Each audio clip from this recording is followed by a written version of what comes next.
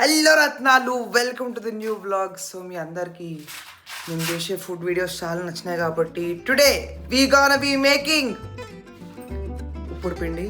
So చేద్దామా, చేస్తావా, చేపిస్తావా? చేపిస్తా. యాజ్ ఆల్వేస్ బేసిక్గా మనం సూప్ షెఫ్ కాబట్టి ఇక మనం ఓన్లీ టెస్టింగ్ మేనేజ్మెంట్ చేస్తాము. అక్కడ మిగతా ఇట్లా చిన్న కుక్కలు అన్నీ చేసుకుంటాం. అదే ఒక కుక్కు చిన్నదా పెద్దదాని కాదు కానీ అంతేనా? ఎస్. ప్రాసెస్ చెప్తావా అందరికీ? సో దీనికి కావాల్సిన పదార్థాలు ఏంది మమ్మీ? ఫస్ట్ పదార్థాలు చెప్పు.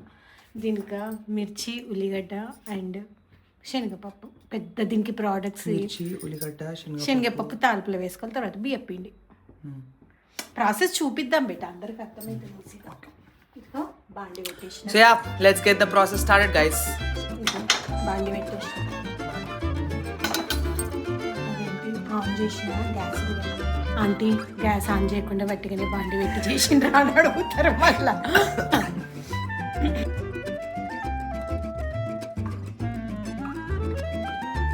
చెప్పమ్మీ. సో బేసిక్గా ఫస్ట్ ఒక బాండి పెట్టుకొని కొంచెం నూనె పోసుకొని దాని తర్వాత ఉల్లిగడ్డలు పోసుకోవాలి. మిర్చి పోసుకోవాలి. ఇంతకుముందే కోసి పెట్టిన ఇవి మళ్ళీ ఒక్కసారి చిన్నగా కట్ చేసి. ఒక నిమిషం. ఏందిరా అంటే కలవదు బేట, పని చెయ్యాలి. ఉల్లిగడ్డలు guys, I have this very fond memory with ఉప్పుడు పిండి. సో బేసిక్గా నాకు ఎందుకో పిండి డైజెస్ట్ కాకపోతుండే చిన్నప్పుడు పొద్దున.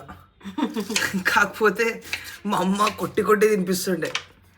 ఏంది బ్రేక్ఫాస్ట్ తినాలి అని బేసిక్గా. అంటే తర్వాత ఒక గంట సేపు తర్వాత కక్కినా సరే కానీ బ్రేక్ఫాస్ట్ కంపల్సరీ తినాలి స్కూల్. కొడతా.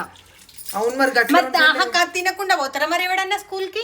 కక్కినా పర్లేదు, కక్కినా పర్లేదు కాదు. ఆ డైజెస్టివ్ సిస్టమ్ని కరెక్ట్గా మెయింటైన్ చేయాలి. మెయింటైన్ చేస్తే ఆ చిన్న ఏజ్లో అరగంది ఏమి ఉండదు. అమ్మా ఇప్పుడు బ్రేక్ఫాస్ట్ అంటున్నావు కదా, ఇప్పుడు కాలేజ్ పోయేటోళ్ళు లేకపోతే ఐటీ బ్యాచిలర్లు ఉంటారు చూడు, దాంట్లో 100% ఆ యువత ఉంటే దాంట్లో 80% బ్రేక్ఫాస్ట్ తినడు. అంటే బ్రేక్ఫాస్ట్ అంటే నేను ఇడ్లీ పూరి ఇప్పుడు పిండి తినమని చెప్తలేను బిడ్డ. బ్రేక్ఫాస్ట్ తినాలని చెప్తున్నా అమ్మా. బ్రేక్ఫాస్ట్ ఐ మీన్ దట్ కొంచెం స్ప్రౌట్స్, ఒక ఫ్రూట్, ఒకటి ఏంటిది ఏమన్నా తీసుకోవాలి. ఫస్ట్ లేవాలమ్మా పొద్దున. అదే మీ జనరేషన్కి వచ్చిన పాడు రోగమే అది.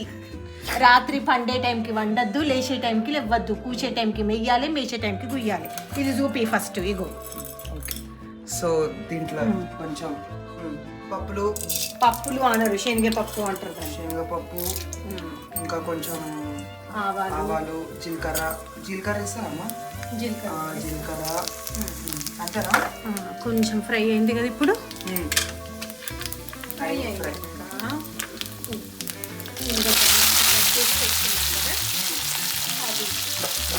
ఇంకా కొంచెము కలిమా. దీంట్లో 1 గ్లాస్ ఆఫ్ రైస్ ఫ్లోర్ వేయాలంటే 3/4 గ్లాస్ ఆఫ్ వాటర్ వేయాలి మనం ఎప్పుడైనా. 1:1 పట్టదు. అమ్మ నువ్వు ఫస్ట్ అసలు ఉప్పుడు పిండి ఎప్పుడు నేర్చుకున్నావు? ఉప్పుడు పిండి సాల్ట్ టేస్ట్ అప్పుడు చెప్తా నేను, మళ్ళీ నీకు చెప్తాను. మళ్ళీ సాల్ట్ కొలతలు కింద మీద కావద్దా? అయ్యో ఉప్పు అయిపోయింది ఇప్పుడు ఇంట్లో. అట్లా అనద్దురా, ఉంది ఇంకొక ప్యాకెట్. గజ్జల్స్ అప్పుడు వినిపిస్తుందారా? ఎవరు ఇంకా దీన్ని ఇప్పుడు మంచిగా మరగనియాలి. చిన్న వాటర్ మంచిగా బాయిల్ అయినాక దాంట్లో ఈ గ్లాస్తో 1 గ్లాస్ ఆఫ్ ఫ్లోర్ పోసుకోవాలి. ఓకేనా?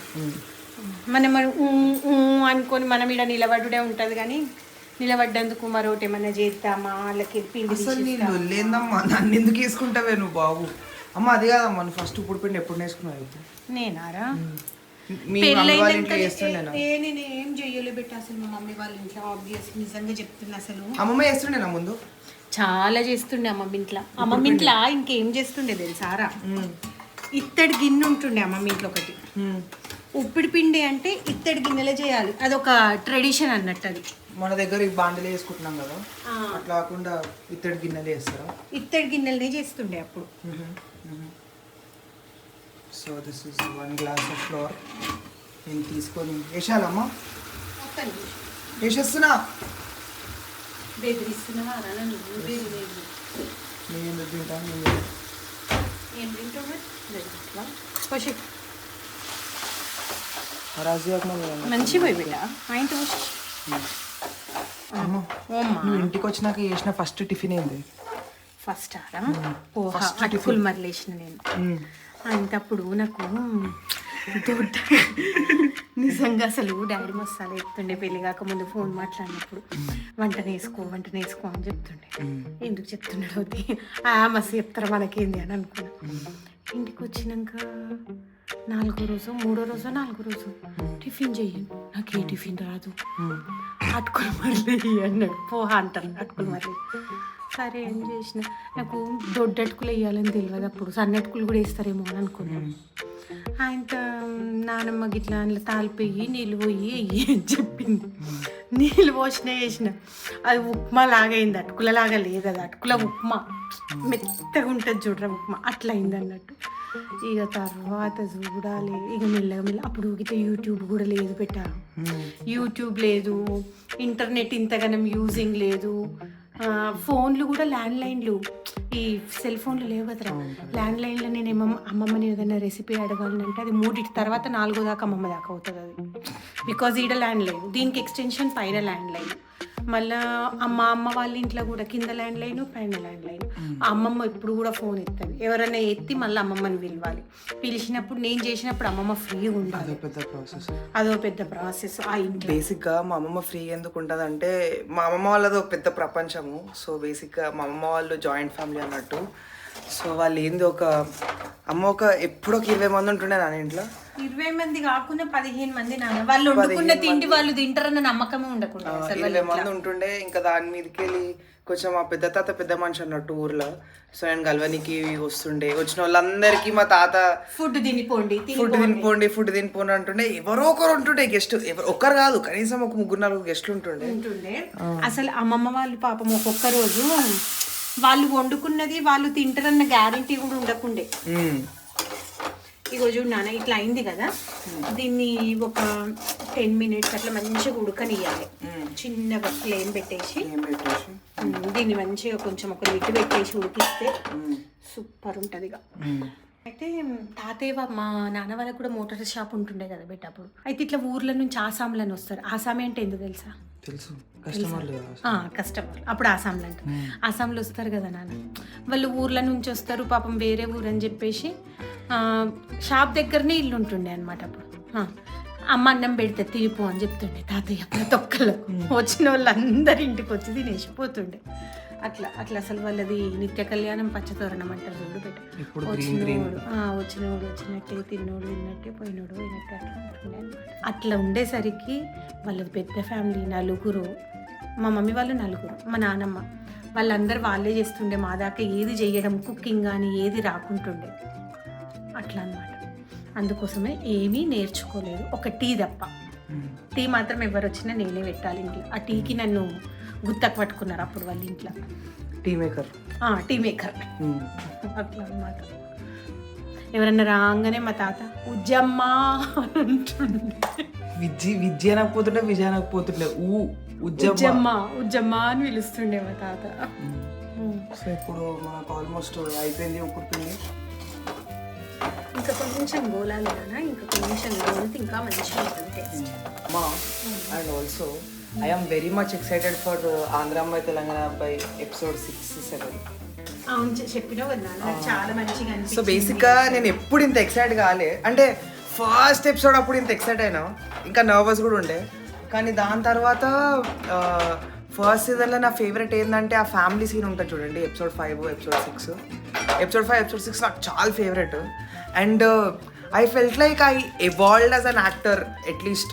అంటే నేను పెద్ద యాక్టర్ అని కూడా నేను చెప్పాను, కాకపోతే మీరు ఒకవేళ అబ్జర్వ్ చేస్తే కూడా సిరీస్లో సీజన్ 1 ఫస్ట్ ఎపిసోడ్కి ఎపిసోడ్ 5కి చాలా మెచ్యూరిటీ వచ్చింది at least in acting.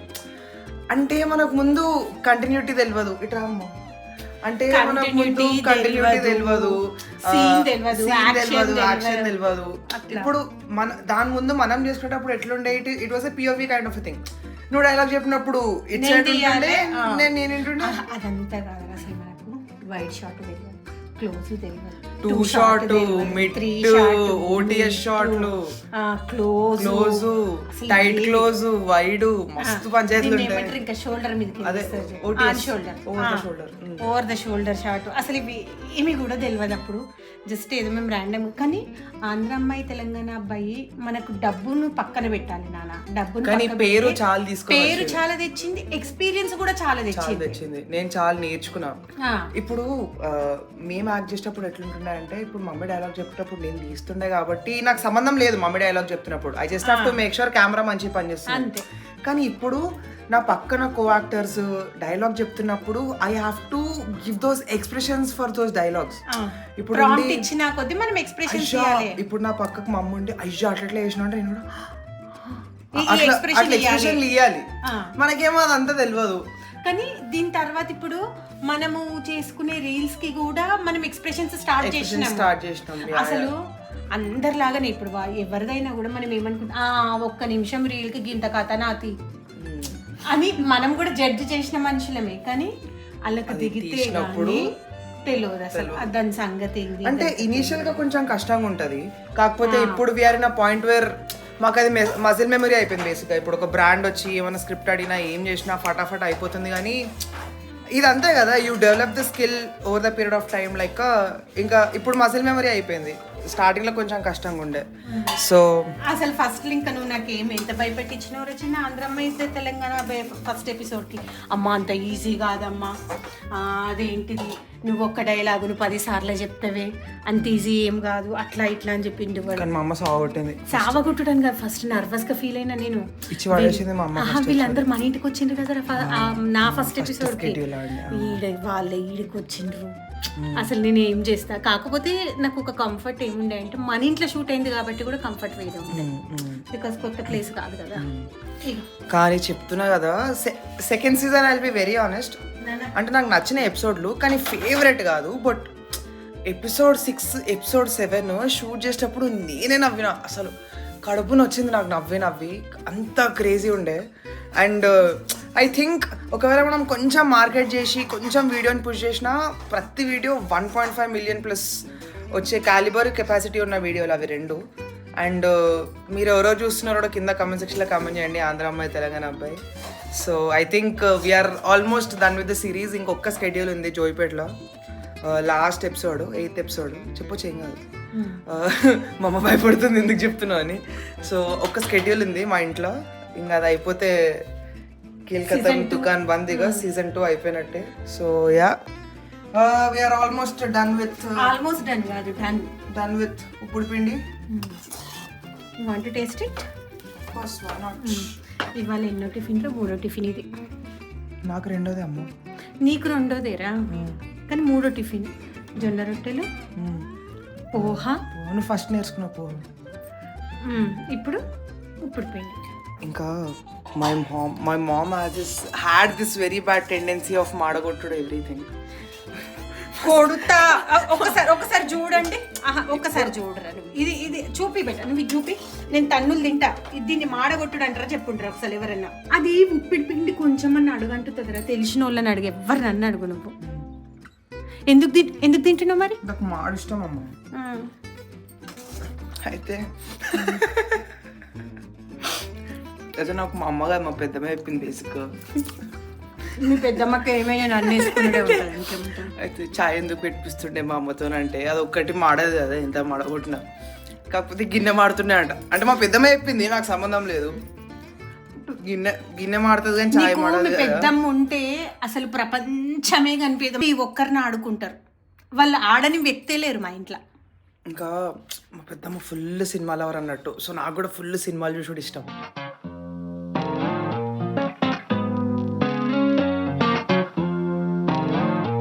Guys, so our uప్పుడు పిండి is ready, the most awaited, and let's taste this now. So బేసిక్గా ఇది ఎట్లా తినాలో చెప్తాం. ఇది అల్లపావ అన్నట్టు.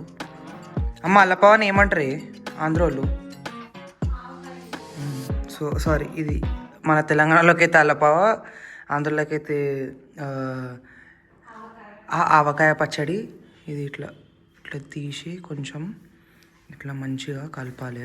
ఇట్లా నీట్గా కలుపుకొని మంచిగా ఇట్లా కలుపుకొని ఇట్లా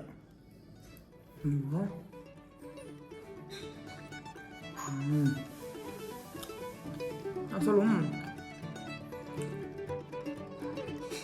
అసలు పెద్దగినాక మనం చాలా మారిపోతాం అనుకుంటా. ఎందుకంటే చిన్నప్పుడు ఇది తినడానికి నేను చాలా ఎస్టేట్ అవుతుండే, ఇప్పుడు పిండి ఇవన్నీ పొద్దున బ్రేక్ఫాస్ట్.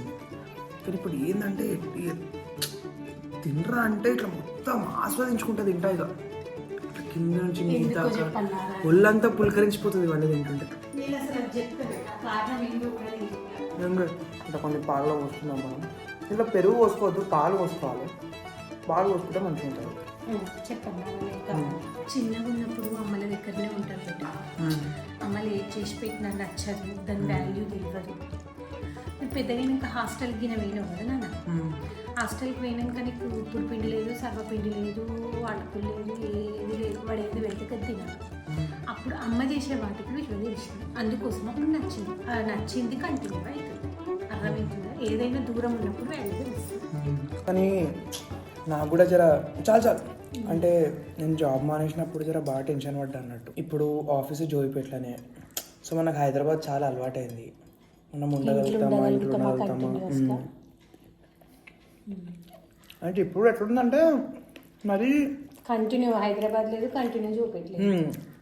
సో ఇప్పుడు ఏదో షూట్ నడుస్తూనే ఉంది, రేరేడుతో లేకపోతే ఆంధ్ర అమ్మాయో లేకపోతే నా బ్రాండ్ షూటో సంథింగ్ అవుతారు ఇది హ్యాపెనింగ్. బట్ ఇప్పుడు నువ్వు ప్రజెంట్ ఏడుంటున్నావు అంటే నేను చూపెట్టనే చెప్తున్నాను. సో స్టార్ట్ నాకు కొంచెం టెన్షన్ అయింది. కాకపోతే అలా అసలు ఇంట్లోనే ఉంటాను నేను అంటే షూట్ చేసుకుంటున్నాను ఇంట్లో అంతే. మిగతా సేపు అంతా ఆఫీస్లో ఉంటున్నాను. సో యా, మన బ్రేక్ఫాస్ట్ వీడికి వచ్చింది. సో దిస్ ఇస్ ఉప్పుడు పిండి and avakaya for you guys. ఒకవేళ మీకు జల్దీ బ్రేక్ఫాస్ట్ కావాలి అండ్ మంచిగా కావాలి, టేస్టీగా ఉండాలి అంటే you guys can actually try this. So yeah, video నచ్చితే లైక్ చేయండి. So that is all about today's video guys. So this is all about today's video guys. Video నచ్చితే లైక్ చేయండి, షేర్ చేయండి, సబ్స్క్రైబ్ చేయండి. See you till another live. I think next one until then, see you and Bye. bye. Cheers. Bye. With the